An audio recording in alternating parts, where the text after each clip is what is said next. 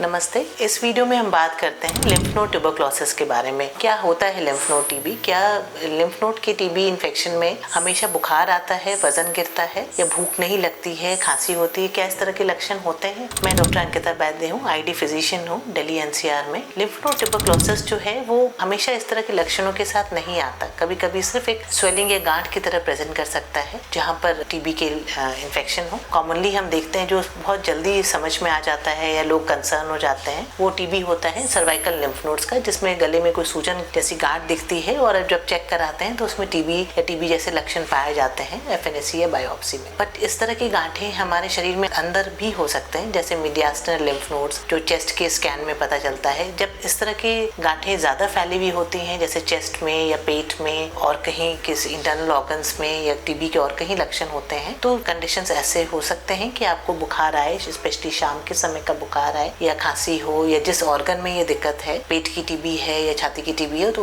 उससे related symptoms आ सकते हैं। बट अगर सिर्फ हम देखें गले की गांठ है जो सिर्फ सूजन की तरह प्रेजेंट करती है, ज्यादातर ऐसे लोगों में आती है जिसकी इम्यूनिटी बहुत ज्यादा खराब नहीं हुई है और टीबी बहुत फैला नहीं है, सिर्फ सर्वाइकल लिम्फेडेनोपैथी जिसे हम कहते हैं, और टीबी उसकी जांच में पॉजिटिव पाया जाता है तो टीबी की दवाइयाँ चलती हैं उसमें और वो ठीक हो जाता है। बट जब भी किसी को इस तरह के लक्षण आए, जरूर चेक करने की जरूरत है कि कहीं अंदरूनी इन्वॉल्वमेंट तो नहीं है टीबी का, जैसे छाती में या पेट में, और साथ ही साथ उन ऑर्गन्स के हिसाब से भी जो परहेज रिक्वायर्ड हो किया जा सके और उस हिसाब से उनको मॉनिटर करके उस ट्रीटमेंट को मॉडिफाई कर सके अगर रिक्वायर्ड हो। अगर इसमें आपको कोई भी डाउट हो, कुछ और फर्दर आप इसके बारे में कंसल्ट करना चाहते हैं, तो दिए गए नंबर पे जो स्क्रीन पे आ रहा है उस पर आप संपर्क कर सकते हैं और उसके थ्रू अपॉइंटमेंट लेके हमसे कंसल्ट कर सकते हैं।